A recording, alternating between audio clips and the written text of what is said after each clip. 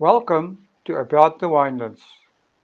In this show, we will be chatting to influencers and leaders in the wine industry, winemakers, restaurants, and other businesses. Tune in every Wednesday and Friday for our latest episodes. You will find us on YouTube, Spotify, Google Podcast, and Apple Podcast.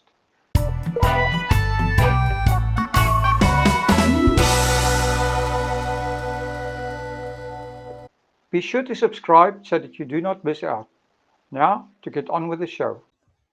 Good day, everyone. Welcome back to About the Winelands. Today, I'm talking to Pardon Taguzu from African Wines. Good day, Pardon. Good day, Will. How are you? I'm great.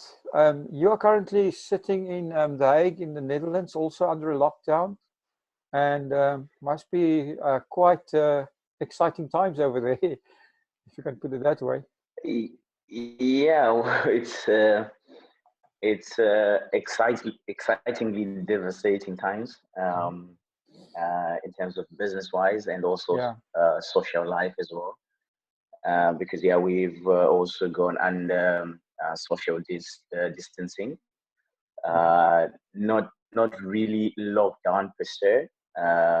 The Netherlands has a different approach to this whole pandemic. So we mainly doing social distancing, but we've also closed most businesses that has quite a huge number of gatherings, etc. Restaurants, hotels, events, and also the conferences as well that have been cancelled, and business has been on standstill. Oh, amazing.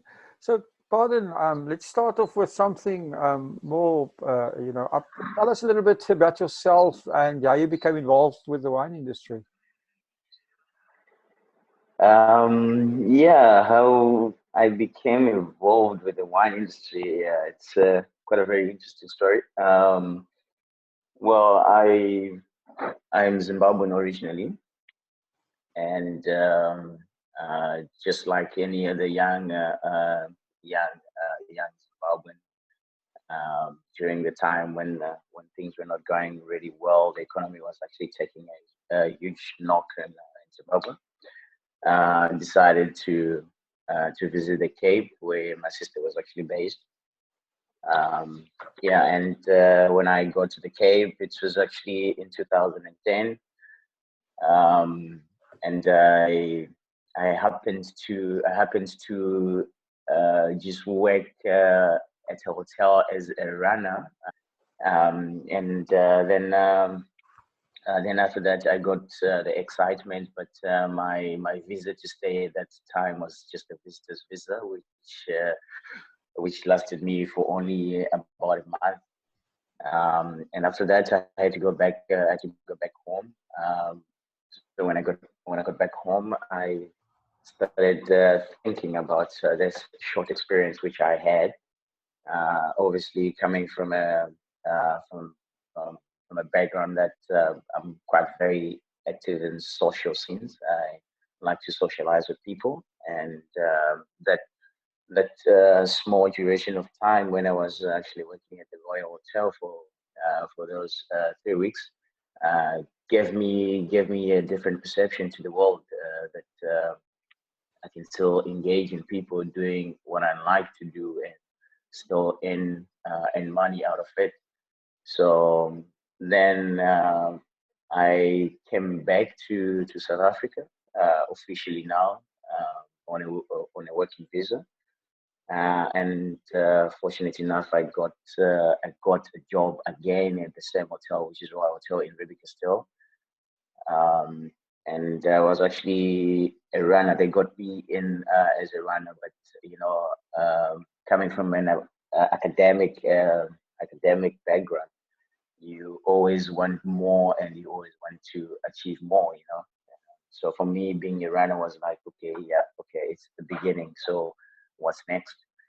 But I actually rose quickly through the system there. I was understanding the systems, how it works. I was also understanding as well how to talk with guests, and I was also quite friendly to people, and I was also earning quite a lot of tips for someone who was actually just arrived.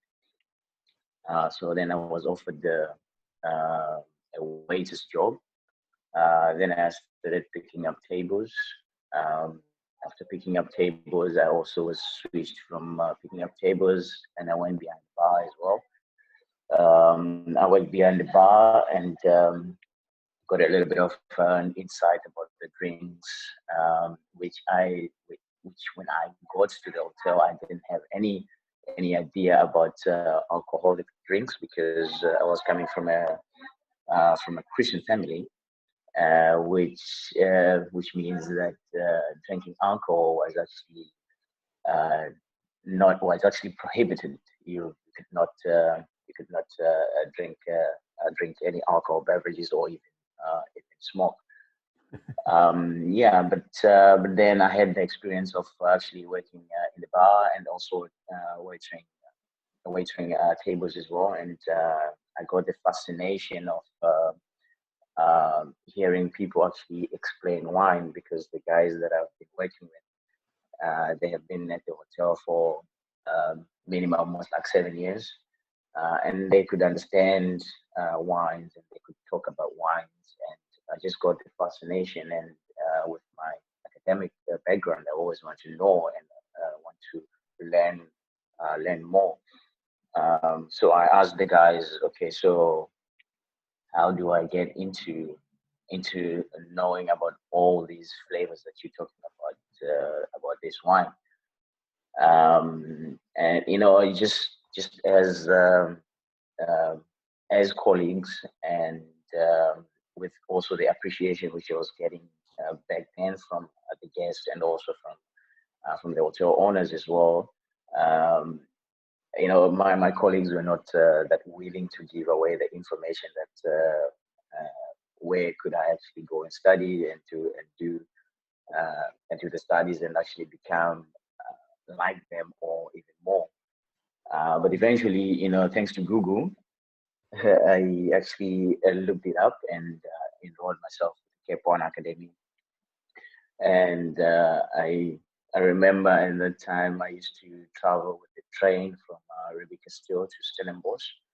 I'd drop off at Clubmats and I would walk from Clubmats down to close to the mall zone there. That's where the classes were being done. And then after that, I would do the same routine again. Wow. Um, yeah, so, and then, when I did my introductory certificate, and then after that, I went also to do my certificate level 2 as well, and then I proceeded also. Then I met Kathy Marston. Kathy Marston, who is actually doing the WCT, running the WCT program in South Africa. And she introduced me to WCT. Then I was like, okay, wow, this is something interesting because, of course, I was thinking of not just South Africa as the place for me to explore wine business. I was actually thinking globally. And when she pitched the idea to me that, okay, WCT is actually being recognized in over 60 countries in the world, then that actually struck me by I actually grew an interest, and then I also enrolled with the WCT as well. Then I did my courses until level 3. Um, and then whilst I was doing this, I was still actually working in Rebecca Still, where I just also moved from the hotel, and then I went to a very nice, cozy Italian restaurant and a restaurant in the valley, which is called Mama Cucina. Then I started off there, building my first wine list. I started off a wine program there, and I also started off some food and wine pairings as well for that restaurant. Thankfully to Kuni and Johan, they actually trusted me at that time to actually take care of that part. Um, but yeah, and I was never meant to stay at one place, which also my bosses then, Kun and Yohan, were they were very open about me that, if we know you're actually pursuing a career in wine, if you have anything opening, please do take it. We don't want to hold you.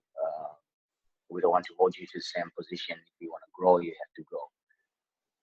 So yeah, fortunate enough, I also got an offer from our Aubergine restaurant, which is in Cape Town, where I then started working there as an assistant sommelier. Um, and also I was now exposed to more wines.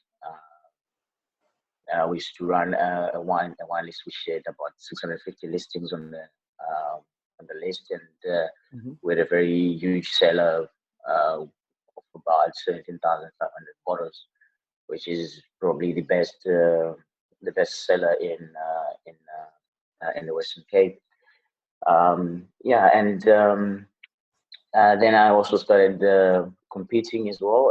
I was the runner-up of 2017 Best Young Sommelier in South Africa. Awesome. And then after that, we also went to participate in the World Blind Tasting Championship as a team of 4 Zimbabwean sommeliers. Yes, I saw So yeah, that. I saw the Zim sommeliers. Tell us a bit more about them. yeah. Also, there is a competition which is being run by Jean-Vincent Ridon, which is the South African Wine Tasting Championship. So basically you go from regionals, and then you also go to the nationals as well. But the rules of the competition is any of the team can only bring one foreign national into their team. So when I participated in 2017, I was actually in top 5 best testers in the Western Cape. And it also happens that we also have enough Zimbabweans as well that were in the top 15. So ideally, it was very wise for us to actually create a Zimbabwean team and just represent Zimbabwean team rather than all of us just fighting for one spot into getting into Team South Africa. So we did that, and we actually went on the journey to France, and we competed, which was the first time, and we did not have enough preparation. We came 23 out of 24.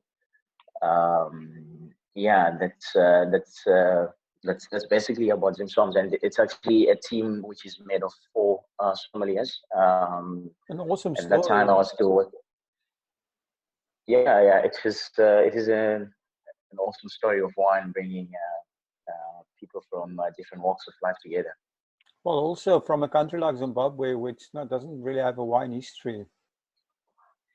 Yeah. We basically do not have a vast wine history, but we have up to now I think about 4 wineries in Zimbabwe that not really that successful in actually making wines and also exporting wines as well.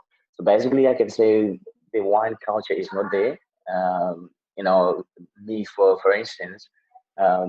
I never grew up knowing that okay, we're gonna have dinner and then we're gonna have a bottle of wine at the table. Even though I was young at that time, and my folks also did not have that kind of culture as well, let alone beer. So it is quite a unique turn and shift. Okay, so you then at the Aubergine restaurant. So how did you get involved with how did you progress from there, and tell us the story about African wines and how that happened. Yeah, well, African wines was actually it was actually an idea which was which was birthed. It was like 2.5 years ago. I was still working at Origin Restaurant, and I met this couple that came into the restaurant with their two sons.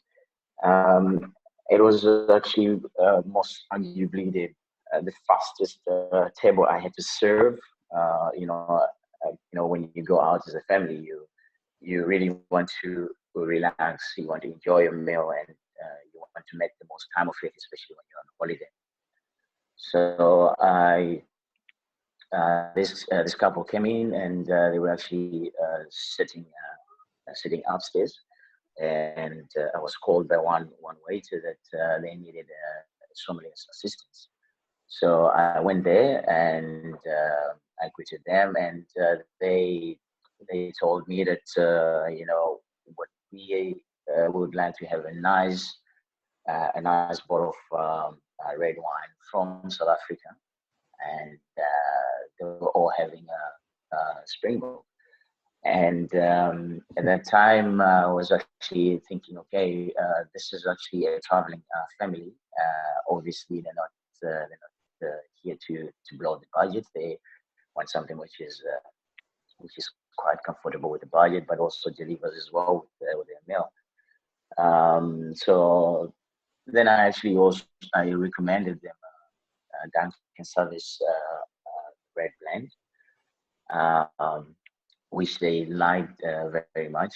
And after that, I was actually in conversation with the other son, and he was trying to offer me a job in front of my chef, um, and which was quite very interesting, because I was like, okay, come on, man, you cannot be saying such things in front of my boss. But then we kept contact, and this family is actually based here in the Netherlands, and they own a few restaurants, and they've been in the restaurant business for quite a while. And um, so we kept on talking and talking, and prior to that, when we were about to go for the blind tasting championship, which Janssen Robinson had helped us to actually do a crowdfunding. They were also the major donors of the crowdfunding for us to go to France. Um, so yeah, and they also extended to visit as well from France to the Netherlands. That's when we sat down and we started talking what could be best, what could we do together, what projects should we do.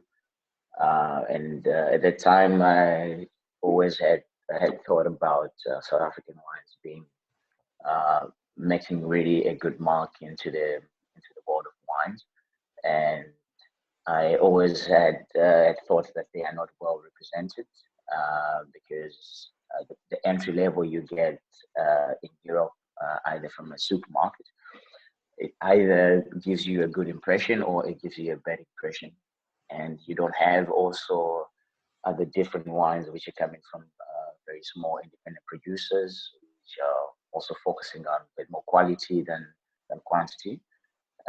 It's either you were getting a very entry level wine, or you get a premium wine which is super expensive.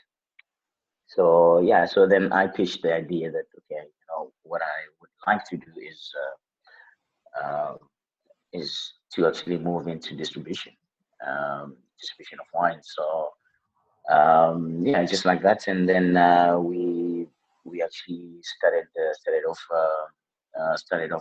African wines, where I had to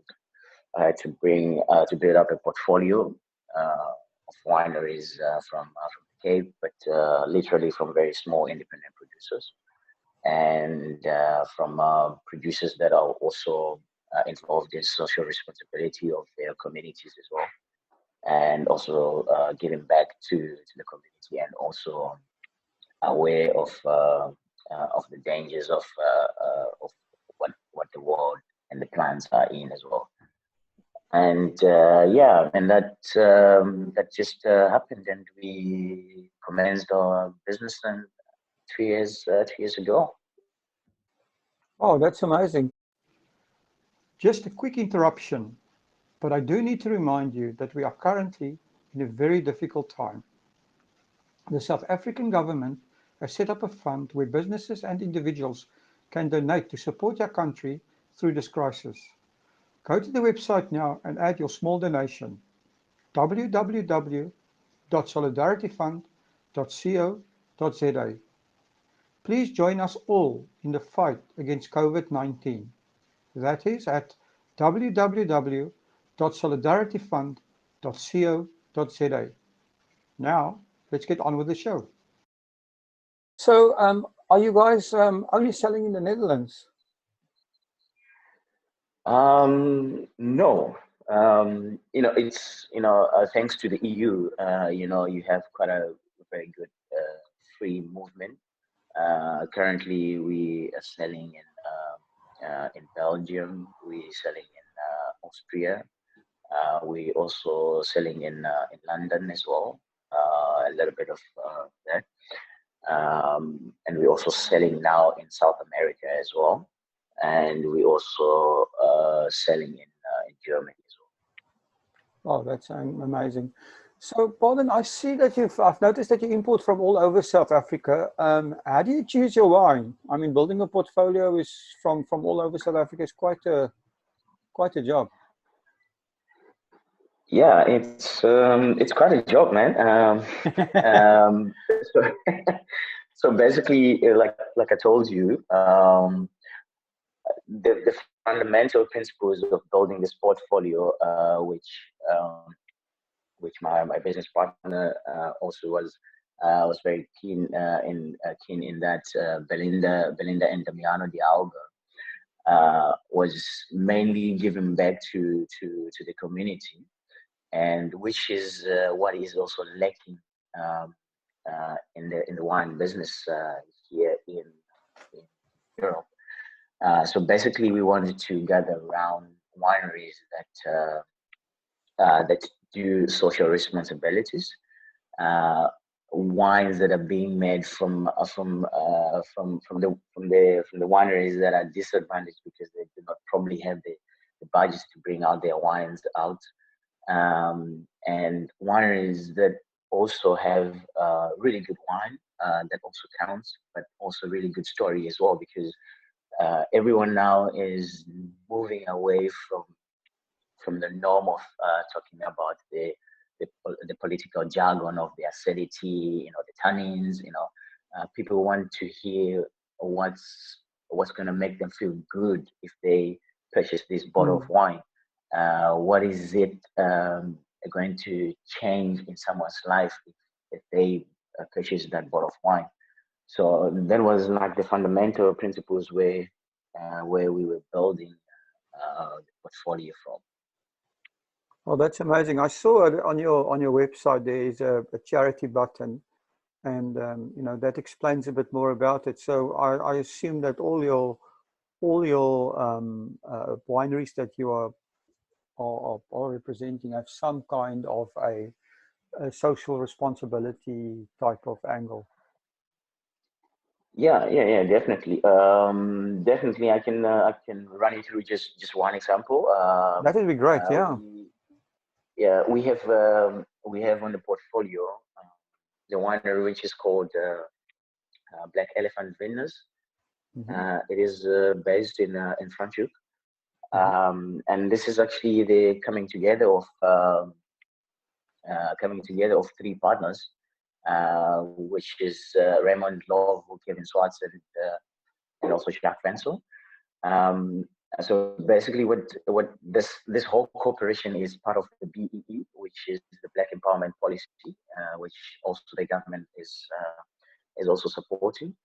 And this winery, what they do, they have what is called the miracle dream, where they actually teach kids in the Franschhoek Valley how to preserve water due to the drought in Cape Town, which hit us a couple of years ago.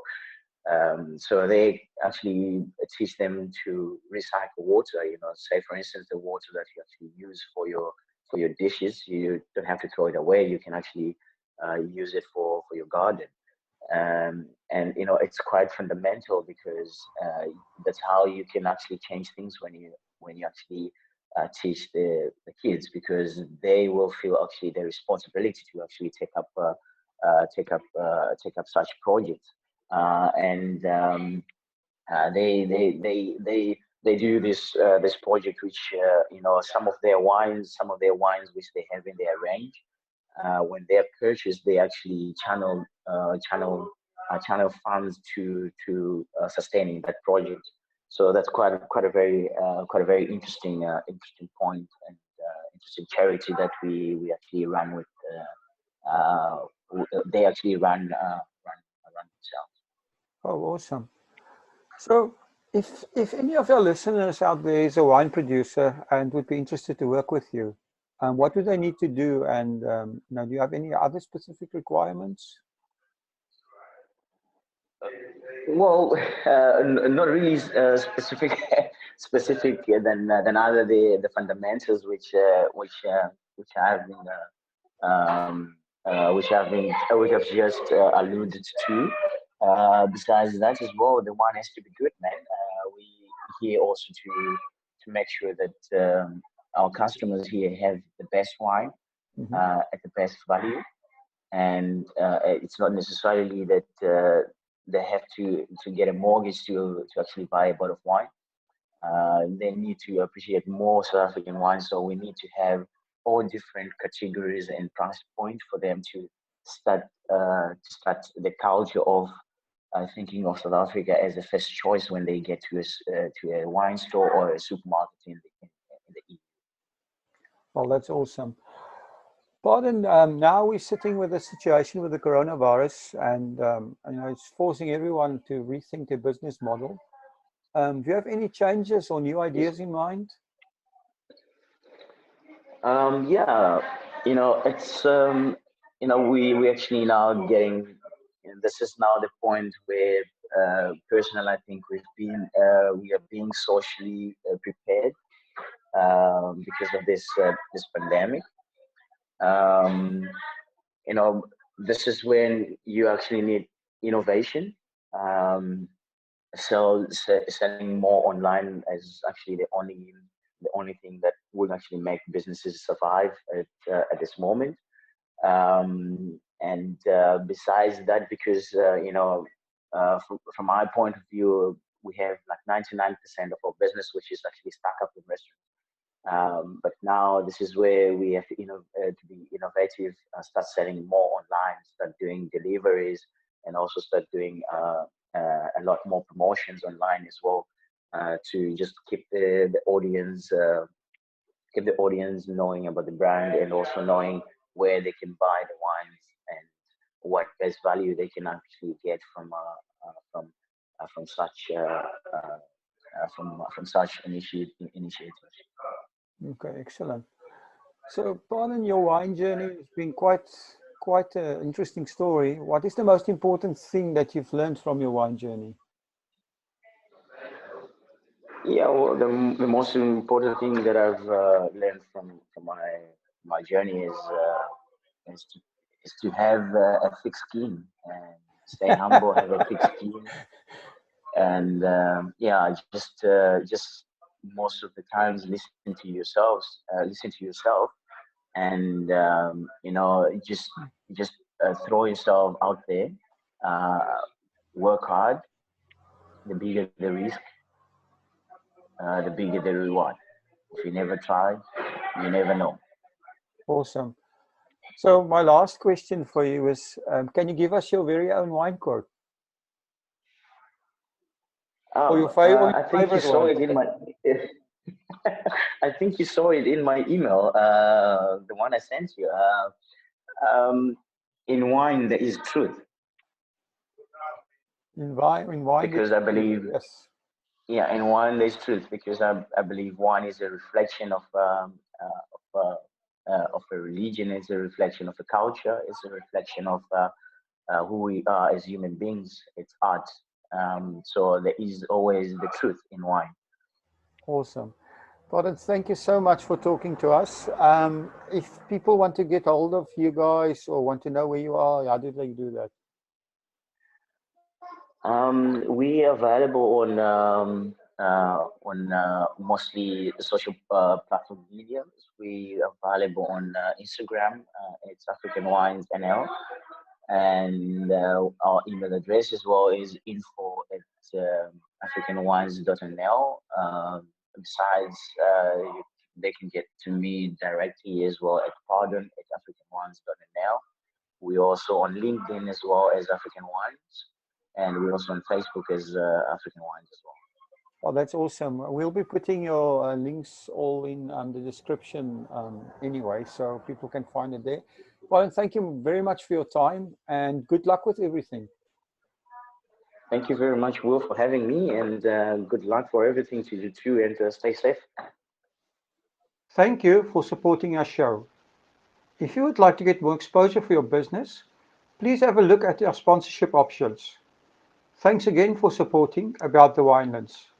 Please follow us on YouTube and on our social media channels. All details and links are in the description.